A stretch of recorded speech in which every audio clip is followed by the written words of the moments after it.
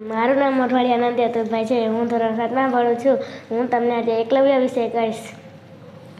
અરે રે જુઓ દોડો દોડો, આ શ્વાનના મોઢામાં કોણે બાણ ભરી દીધા? આ કૂતરાનું મોઢું 52 વર્ષોથી ભરી દીધું છતાં લોહીનું ટીપું નીકળતું નથી, મોંમાંથી ઉહકારો નીકળતો નથી. બસ ચૂપ ચૂપ ચૂપ. કૂતરો આ બાજુ દોડ્યો આવે છે, એની આંખો આપણી સામે મંડાયેલી છે, કાન ફફડાવે છે, પૂંછડી લપલપ કરે છે અને મોઢું તો ભાઈ જડબેસ લાકબંધ છે. ભાઈ અજબ ગજબ, નવું કંઈ જુદું જુદું. આ કૂતરાનું મોઢું જાણે લટકે તાળું. ચૂપ ચૂપ ચૂપ. બાણોથી ભરેલું, પણ ના લોહી ટપકે.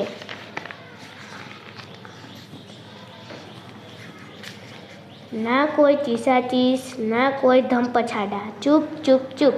કૂતરો દોડ્યો અને કાન ફફડાવે, પૂંછડી લપલપ, આંખો મટમટ, જાણે કૂતરું પૂતળું બનીને દોડે. છોકરાઓ દોડ્યા, મોટા દોડ્યા, ગુરુ દોડ્યા, શિષ્ય દોડ્યા, પાંડવો દોડ્યા, કૌરવો દોડ્યા, યુધિષ્ઠિર, ભીમ, અર્જુન દોડ્યા, દુર્યોધન અને દુશાસન દોડ્યા છે.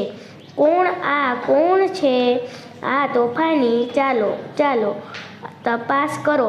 આગળ છુપાછુપ કૂતરો દોડતો જાય, પાછળ સૌ દોડે. કોણ છે?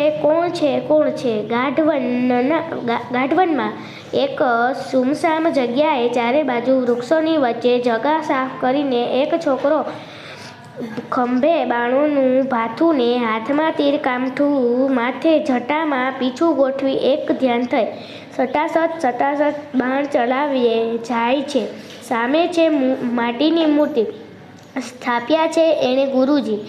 એમને વંદન કરી પગે લાગી એ બાણ ચલાવે, તીર વરસાવે. એક પણ બાણ ખાલી જતું નથી.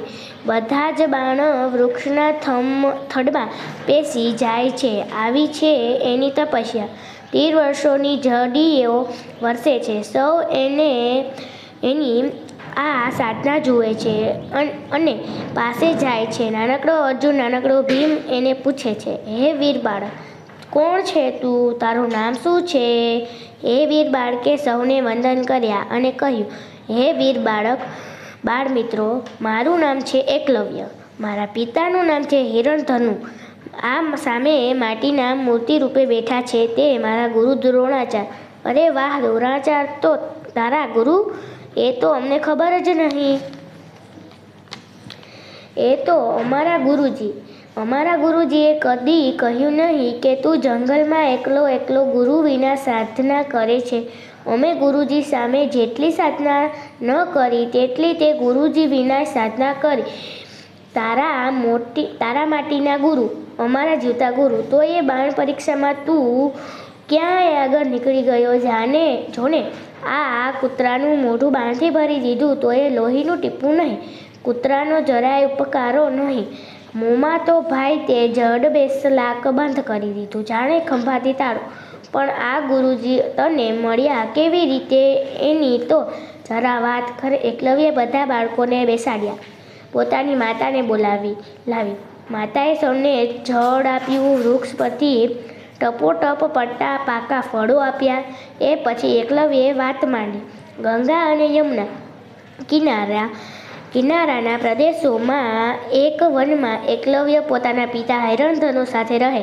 હિરણધનુ વનના અધિપતિ હતા. ગુરુની આજ્ઞા માનવી એ જ સાચી ગુરુ દક્ષિણા.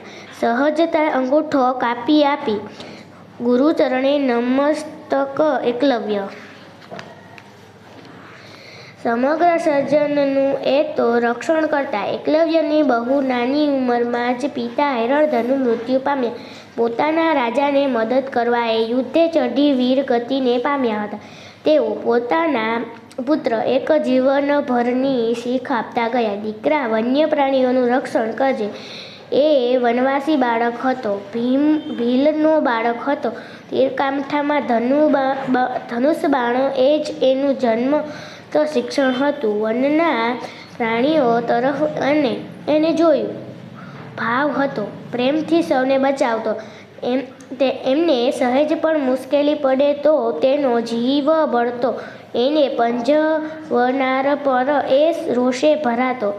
કોઈ વાર વરુ હરણના નાના નાનકડા બચ્ચાને મોંમાં મૂકી ભાગી જાય. બચ્ચા ચીસાચીસ કરી મૂકે અને એની મા રોકડ કરતી એની પાછળ દોડે ત્યાં સુધીમાં તો વરુને બચ્ચા